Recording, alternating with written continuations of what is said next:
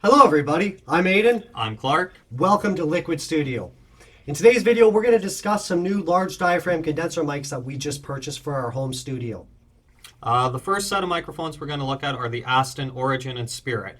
I'm holding the Spirit model right now. The main difference between the two models is that the Spirit features a transformer in it and also features the three polar patterns. The next set are the Warm Audio 87 and Warm Audio 47jr. They both have the three polar options, and the 87 has a transformer in it, and the 47 is transformerless. So everything you're hearing right now for the audio, for the voice, it's all recorded on our 47jr. Our original large diaphragm condenser mic was the Rode NT2A. So the audio you're hearing now was recorded on the Rode. So you can hear those two mics and the difference between them. We've been happy enough with the Rode. We've had it for a long time, and it can sound a little harsh, especially in the high end. So we were looking for a mic to replace that, and we've been extremely happy with these new microphones. So for this first demo, we decided to put the microphones to the test as a mono drum overhead. So we just put them over the center of the drum, about 3 or 4 feet away from it. We didn't use any low-cut filters or any pads, and we also ran it into an ART tube octo-pre. So after the video here, after you get to hear the samples, we're going to talk a bit about our first impressions of the microphones and what we've thought of them. But let's get right to how the drums sound on them.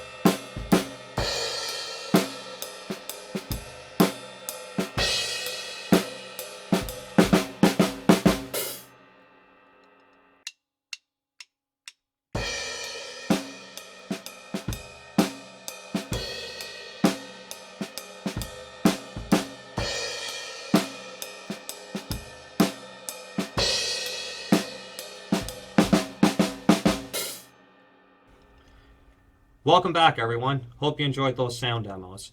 So for those demos, we didn't do any compression or EQ to the microphones, and we tried to get the gain exactly the same going into the preamp.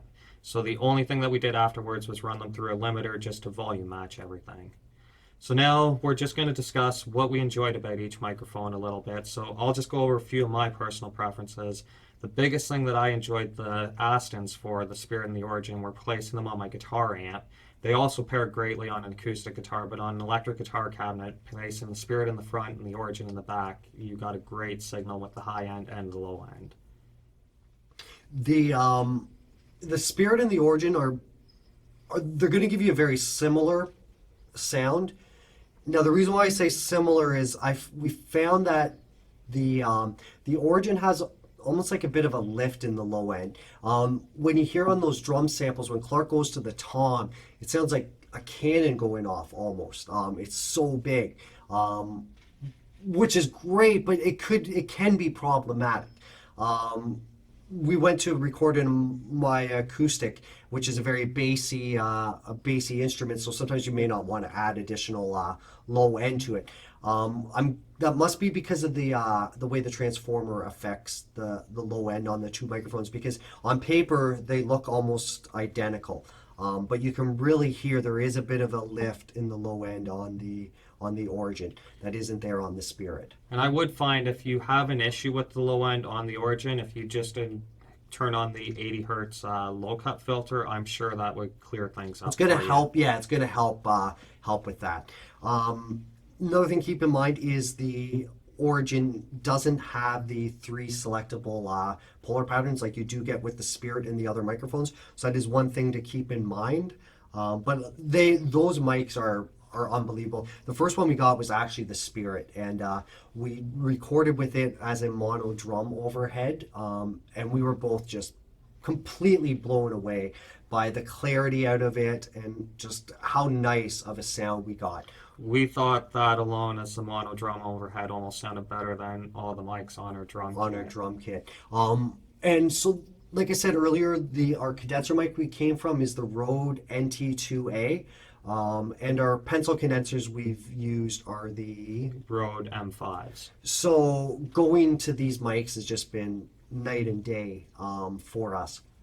As I said in an earlier video when I was talking about the studio, the best thing you can do when you're recording at home is just focus on your sound treatment and your room treatment first, get that in order, and then just get yourself a large diaphragm condenser and start recording. And we've had that Rode for years, and we were both just completely floored and blown away by these Astons. Once we got the one and heard it, we ended up upgrading our whole drum mic setup, and now we use them on pretty much everything for the drums. But yeah, they're great.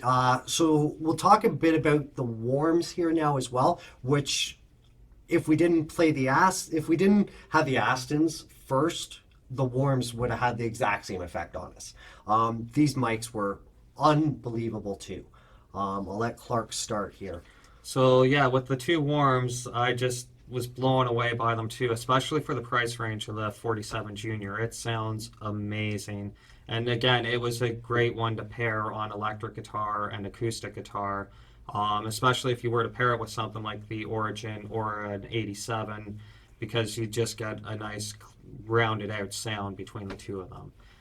The 87 I found was great, especially on the drums for the mono overhead, because I found it just cleared up any harshness you would get out of the cymbals and all that. It just made everything sound almost like mix ready just from the one microphone. Yeah, the 87, especially on the high ends, it was rounded off, that it just had this amazing sheen on it. It was fantastic.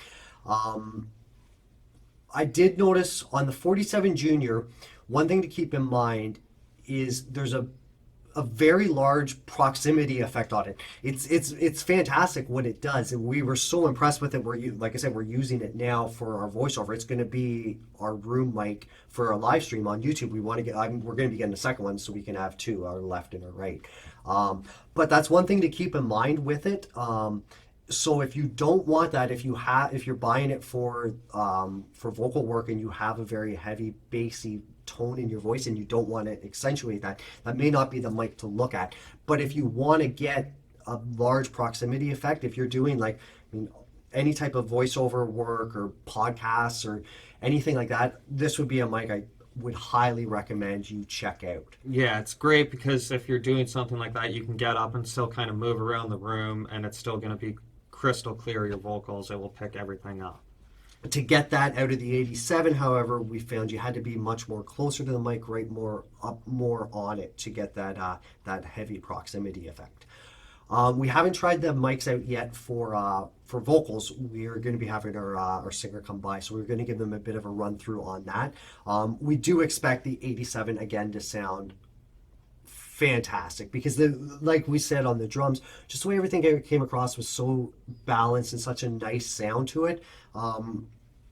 We're expecting this to have great results too on when our singer goes to use it. Yeah, I'm expecting it. So far with our singer, I've liked our ribbon mic actually the best on his vocals. We were using the Rode NT2A and we compared that to our ribbon mic, and the ribbon mic just smoothed his voice out completely. So I'm hoping the 87 will sound that much better than that. I'm assuming it will just destroy the ribbon mic.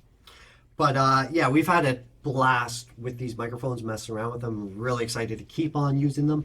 Like Clark said, we have upgraded the drum kit to the Astons now, so those are on there for when we do our live stream and everything.